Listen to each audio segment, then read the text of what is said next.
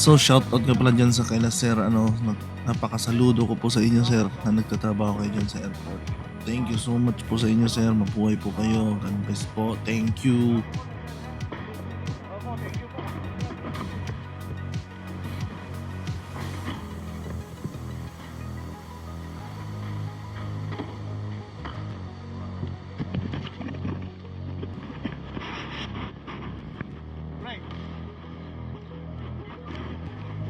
Papunta na tayo sa gate natin, no? Hinahanap na natin yung gate natin.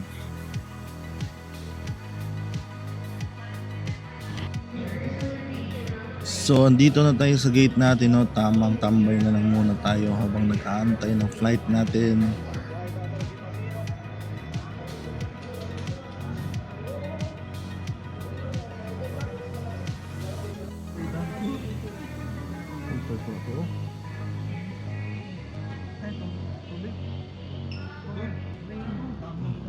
Gwapo na may pero 6 hours later, 2 hours later, 5 hours later, 10 seconds later, 346 minutes later. Hey, so this time mga idol, ilang oras din tayo nag-antay. So this is it, pansit. Bukas na yung gate natin at boarding time na. So samahan nyo kami sa biyahe namin papuntang Abu Dhabi. Let's go!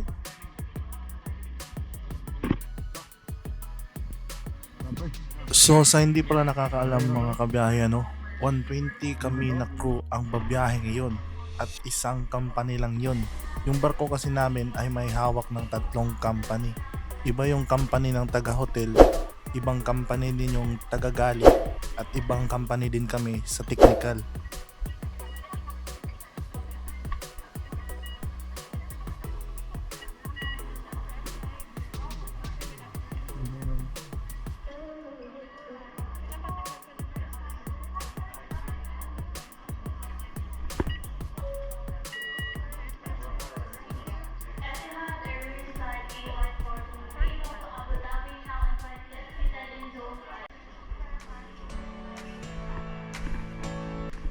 So nung pag-apak ko dito sa aisle, papunta sa eroplano, always ko talaga in-after at iniisip yung mga taong tumulong sa akin. Sobrang laking pasasalamat ko po sa inyong lahat. Salamat nga pala sa lahat ng mga taong nasa likod ko ng mga panahong ito at sa mga taong tumulong sa akin. Lalo na sa mga tito ko, sa mga relatives ko, at sa nanay kong todo suporta sa akin. At sa ate ko, I love you all.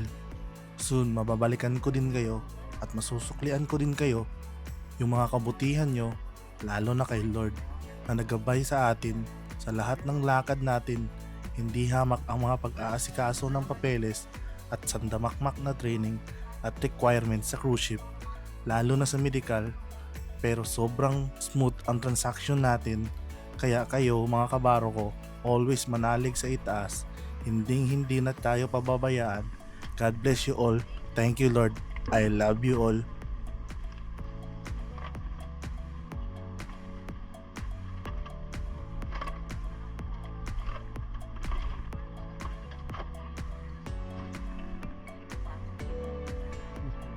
Ano ko? Dula ko din ta. Sige pa. Iba. Iba.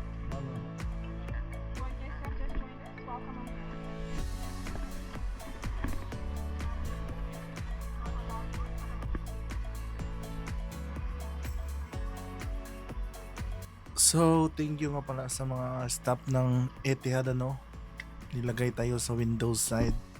Kaya, alright, we love you all ma'am. For the views.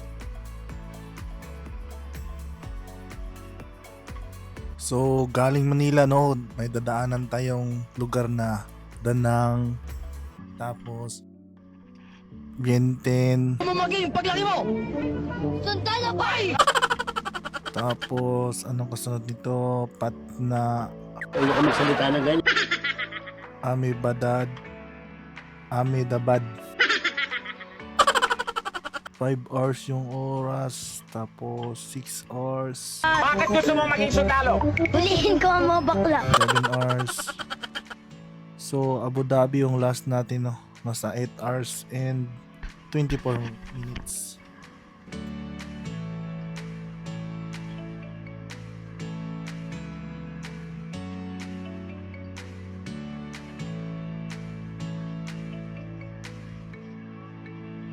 Sa mga oras na ito, ang daming tumatakbo sa utak ko kung ano ba yung mga trabaho natin sa makina pag andun na tayo sa barko. So samahan nyo ako guys, let's go!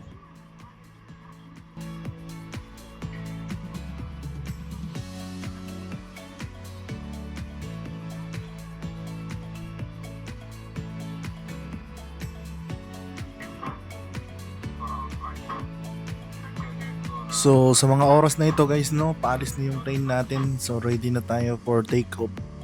Let's thank you. Let's go.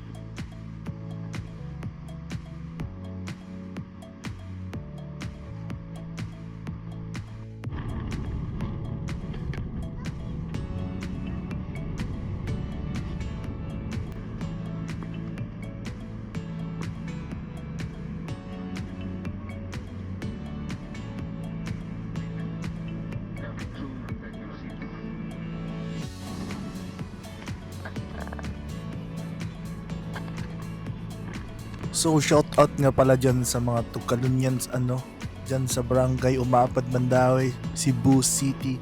I miss you all. Alright! So 8 hours din tayong nag-antay at nandito na tayo sa Abu Dhabi. This is it, Pansit. Alright!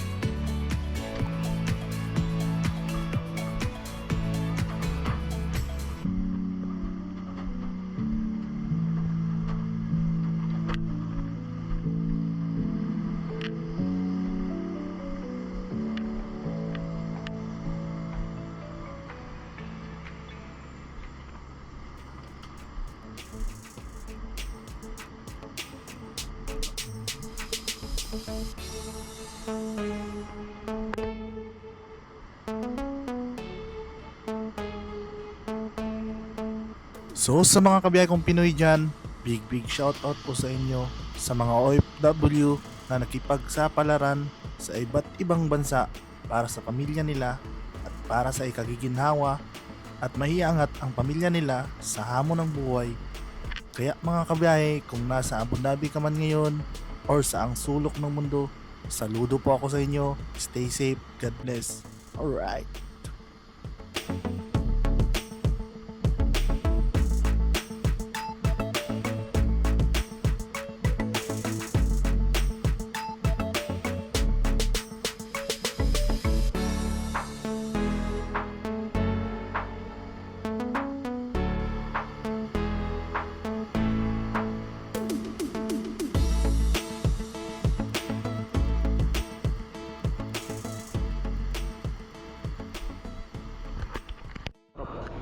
I close it, this one. No problem after that. To make story short, so sa kasawiang palad, hinarang tayo ng airport police. Hindi ko pala alam na ganito pala ang policy nila. Kaya wala tayong footage sa loob ng airport dahil pinadelete nila lahat ng kuha natin sa buong airport ng Abu Dhabi.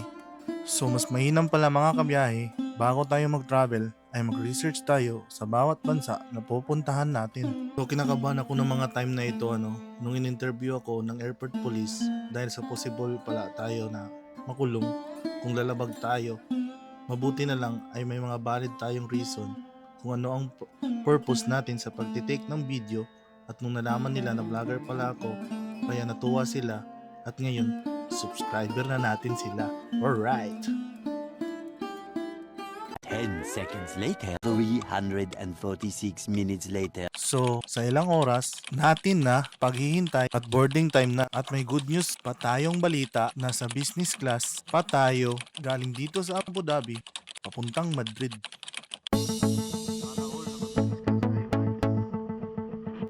So this time sa lahat ng mga pinagdaanan natin from Manila Airport to Abu Dhabi, hinarang pa tayo ng airport police. Always ko talaga pinipray kay Lord yung guidance, at always ko din dala-dala tong verse na ito, itong 2 Corinthians 5 verse 7, for we walk by faith, not by sight, and that after all, may masarap palang tagumpay. Thank you Lord.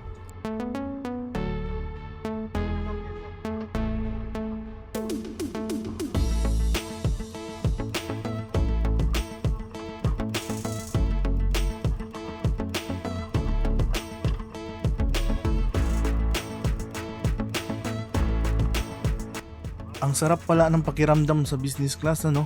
Sobrang na-overwhelm talaga ako. Ganito pala ang feeling pag naka-business class.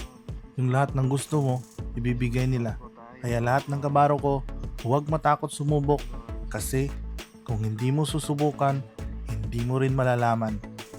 God bless you all.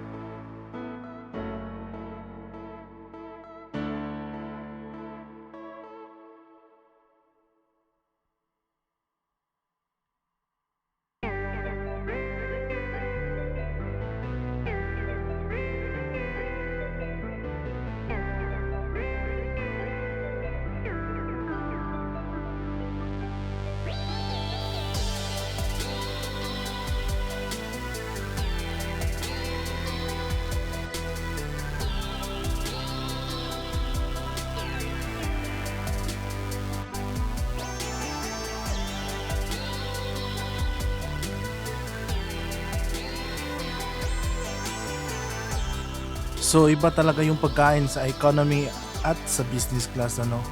Parang feeling mo, prinsipe ka. Kaya always kanila tinatanong kung ano yung mga gusto mo.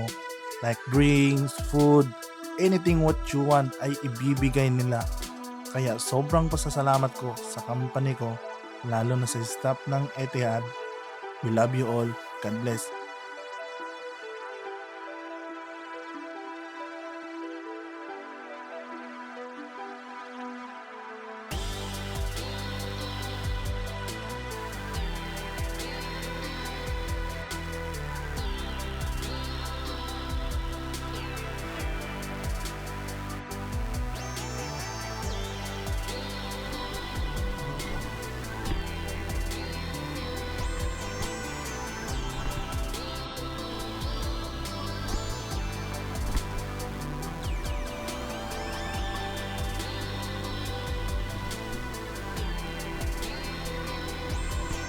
Hi, thank you Lord. Tamis ng tagumpay. Kaya hashtag, you love my job. Alright. Tapos pagising mo the next morning, ganito pa yung view, oh. Grabe ka talaga Lord. Thank you.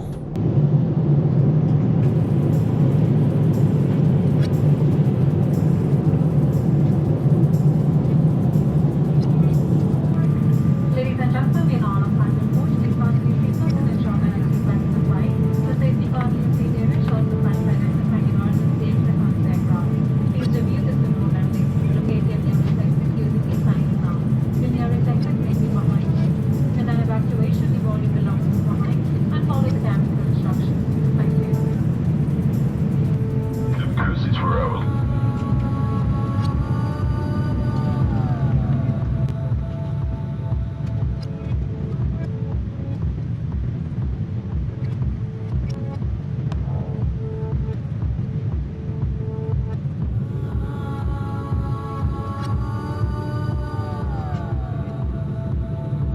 So see you sa next episode. Bye-bye.